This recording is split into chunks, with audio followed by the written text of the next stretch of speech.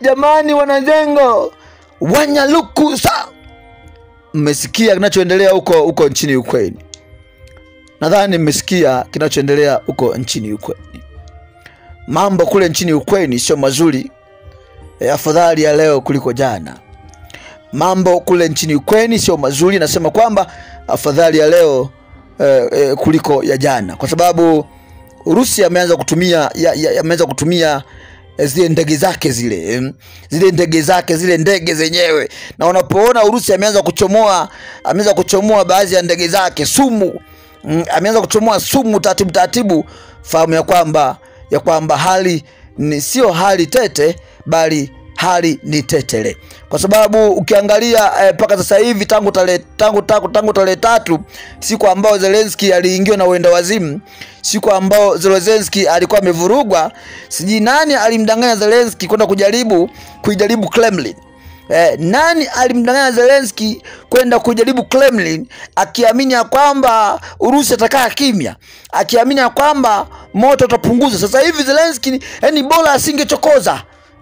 Bora asingechokoza kabisa, kwa sababu kwa kipigo ambacho kinaendelea, kwa vifo ambavyo vinaendelea, kwa ambushing ambazo zinafanywa nchini Ukraine, hapana, Zelensky bora asingechokoza. Sasa akachokoza, hali imekuwa tofauti. Mzee mzima mfua vyuma Vladimir Putin na taarifa, nimesoma taarifa moja ya Dmitry Peskov anakuambia wazi kabisa Vladimir Putin anachukia sana viongozi wapumbavu. Anasema wazi kwamba Vladimir Putin anachukia sana viongozi wajinga. Anasema wazi kwamba Vladimir Putin anachukia sana viongozi wazembe, anachukia sana na vurugwa. Sasa kipigo ambacho kimetokea usiku wa kuamkia leo tarehe 12 ni kipigo ambacho sio cha kawaida. Ni kipigo ambacho sio cha kawaida, ni kipigo kitakatifu.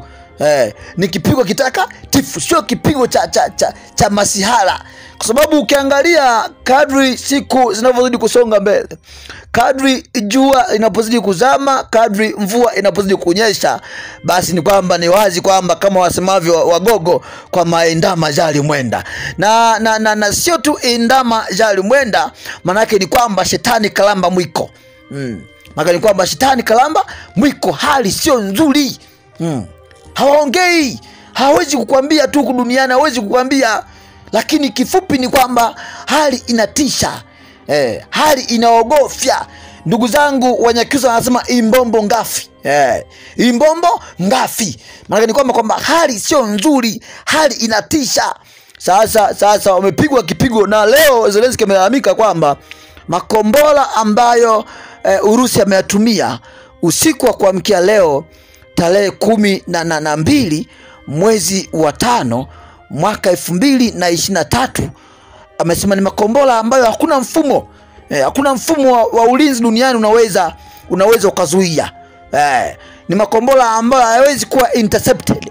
Ni makombora ambayo hayawezi, these are the kinds of missiles, are the kind of weapons which cannot be interfered or which cannot be intercepted easily, kama vile wao wanavyofikiria.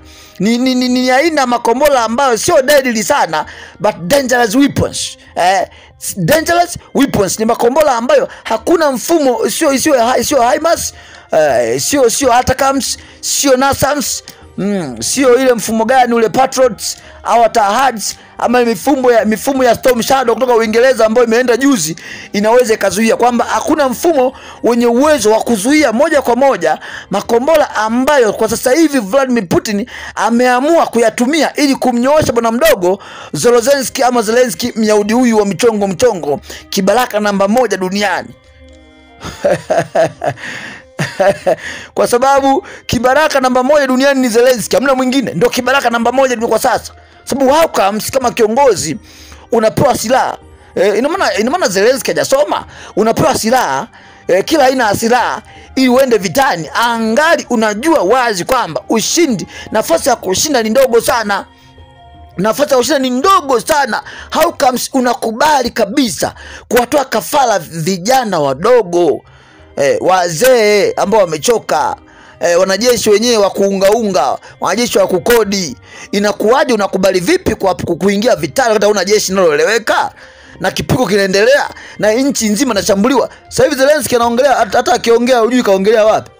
Sasa hivi ninavyoongea na wewe, Zelensky hata akiongea hujui kaongelea wapi. Hujui kaongelea Kivu, hujui kaongelea Lviv, hujui kaongelea wapi huko Port River, hujui kaongelea sehemu gani. Kwa sababu amejificha, anaongelea kwenye maandaki. Amejificha kwenye sehemu za siri sana, anaongea jamani, yani hajulikani anaongelea wapi na hajulikani anaongelea didi. Na cha ajabu ni kwamba eti sasa hivi anasema kwamba sasa amejipanga kushambulia miji ya Urusi. Sasa jamani, kweli sasa hawachoki wazungu hawachoki. Hawachoki kumalizana. Lakini mimi ni nani leo niwaonee huruma wazungu? Mimi ni Mwafrika tu.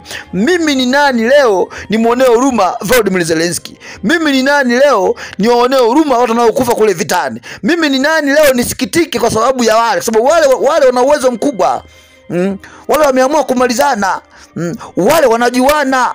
Umeona? Sasa kama watu wameamua kumalizana katika ukuu wa Mwafrika, tunasema kwamba basi acha manyang'au waendelee kumalizana.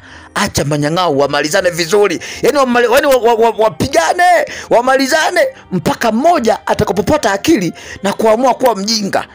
Mmoja akipata akili akiamua kuwa mjinga, ndipo ambavyo tutashuhudia kwamba vita vimepungua. Lakini kwa sasa tunasema acha manyang'au wamalizane, kwa sababu wameamua kukubaliana katika kwao, wameamua kutokuelewana, wameona kukaa meza moja kuyazungumza ni kitu ambacho kiwezekani. Basi mimi nani leo Mpokibuya nipinge kinachoendelea huko nchini Ukraine? Siwezi kupinga. Na taarifa zilizopo pia nasema wazi kwamba Zelensky ameomba, maana hachoki kuomba, amegeuka kuwa omba. Zelensky amekuwa omba, hachoki. Amepewa aina ya silaha 600. Kapewa mizinga, kapewa ndege, ndajabu ndege za michongo, la kapewa ndege. Kapewa risasi za kutosha, kapewa mamluki ya kutosha. Zelensky ameomba tena, ameomba apatiwe drones. Ameomba apewe drones 3,000, 2,000 mpaka 3,000 mpaka 4,000.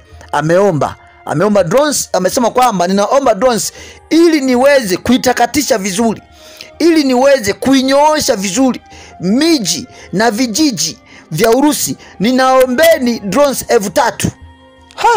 Hii ni hatari sana. Kweli Zelensky ni kichwa cha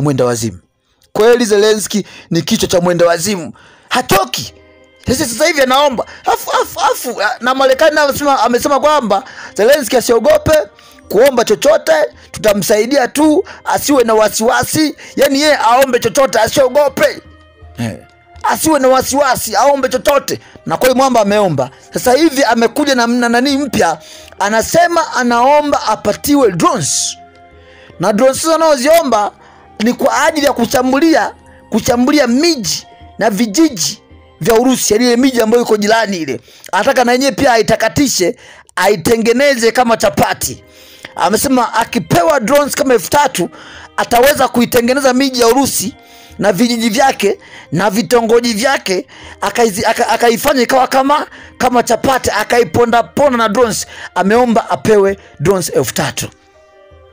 Huyo ndo kiongozi wenu, ndo Volodymyr Zelensky, ambaye atoki na hajachoka bado, na hakomi na hajakoma bado.